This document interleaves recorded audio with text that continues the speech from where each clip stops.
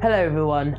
So we had the Fall of Beacon in Volume 3, which was the last volume that I covered last week, and now here we are with Volume 4, which has been about several months since the Fall of Beacon happened, and each member of Team Rwby has been met with different obstacles on their journey. Let's start with Yang, who is the most traumatized out of all the members of Team Rwby, because obviously where she lost her arm during the Fall of Beacon.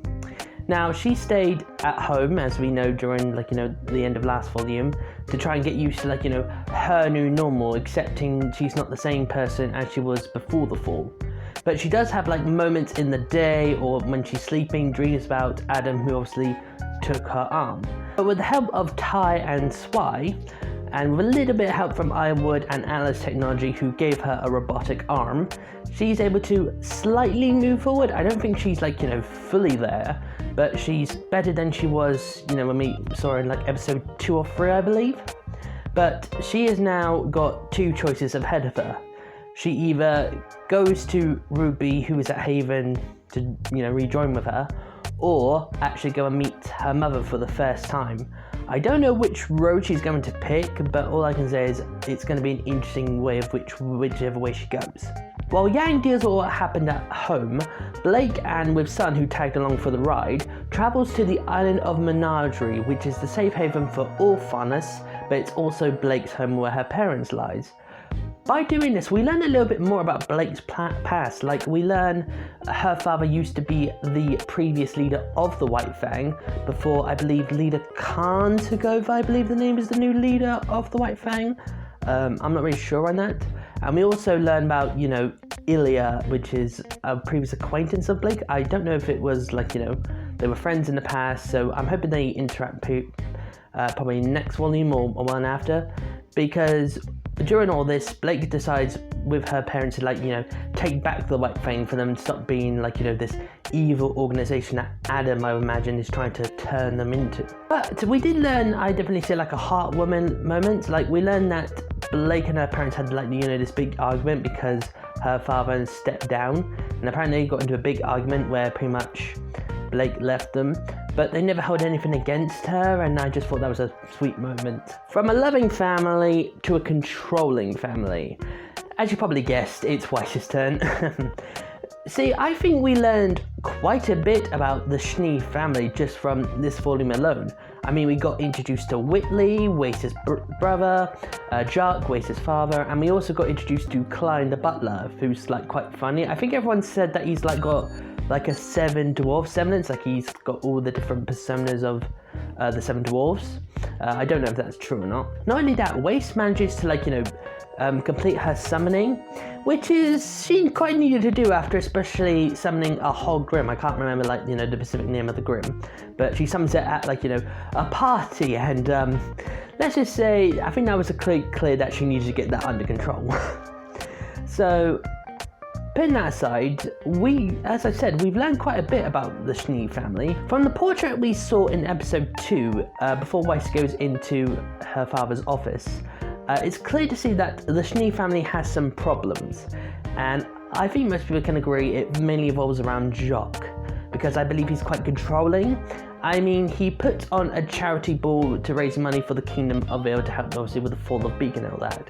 It's a normal cause, but I believe he did it more to show the people that the CDC, the Schnee Dust Company, is not the enemy. And he did that I would never say quite well. I'm not trying to praise him up or anything, but he used his daughter, who fought during, the Fall of Beacon and all that, showing that the Schnee family, who originates in Atlas, came to the aid of another kingdom. So he's trying to, put Weiss on a showcase and try to, get people to sympathize with him or something. I don't know, he's quite controlling. But I would definitely admit the one moment I thought he was, controlling and disgusting was when Weiss decided to stand up for herself, and then he pretty much locks away her in the Schnee Manor, and then takes away her heiress status. So I believe that, he's quite controlling, but luckily Climb to the rescue and helped Weiss escape. I really hope nothing bad happens to Climb because he's quite funny and you can see he really cares about, Weiss. I don't know if he has the same care for Whitley and for Winter, but I would imagine so. And we did get a mention of Weiss's mother, but she didn't make an appearance, so maybe in future volumes, maybe we'll get to see her. And I just want to add this really quickly. There seems to be a big feud between Ironwood and Jacques. Yeah, I mean, it's obviously been about, Dust coming, not making profit, and pretty much Ironwood locking down borders and stuff. But it seems to be originated from when Winter joined the military. So I hope we get a little more info about it, why Winter, joined the military and such. So that's just everything. But now, on to our beloved team leader, Rwby. I would definitely say she's had the toughest of journeys, because obviously where she's been, on the road, traveling, and obviously taking on bandits and Grim, and obviously Rwby, John, Nora, and Ren I don't think they've actually sit down that long and got to grips with the fall of Beacon. They've just moved to the next thing. But another thing why I think they've had the toughest is because they've just learned about Salem, the maidens, the relics. Learning about there's more to the world of huntsmen and hunters than they knew. So that was very interesting to see. But I know full well at the end of obviously the finale of Volume 4 that Rwby really wants Team Rwby to be back together and all that. She misses them, and I imagine they miss everyone else as well. And it looks like they might come back next volume together or the one after, because it seems to me that all of their roads are pointing to Haven Academy. So hopefully it'll be next volume, I'm just saying. But can we just take a moment for, John, Ren and Nora? I mean, they've been coping with a lot. Obviously with the information about Salem, the fall of Beacon, and of course, Pyrrha's death.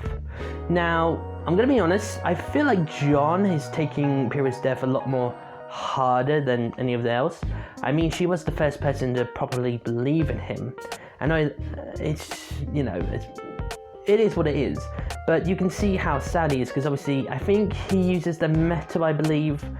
Pyrrha had around her ponytail, I think it was, top of her head. And then obviously we had the red statue around that now John has.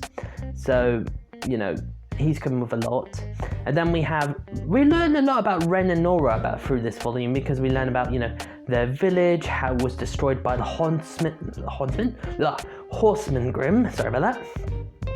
And then obviously finally they were able to take revenge, especially Ren, who pretty much killed her mother and father.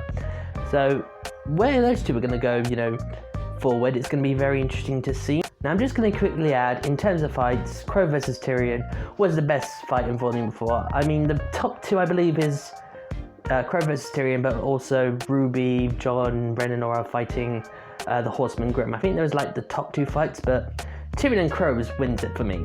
And I'm looking forward to learning more about Salem and everything moving forward. So overall, I believe Volume 4 was a good volume. I don't think it obviously had the same hype feels as obviously as Volume 3 had, but I'm not going to say it's a bad volume. But that's the end of this video. Thank you very much for watching, and hopefully you'll watch next video, which will be on Rwby Volume 5, okay? See ya!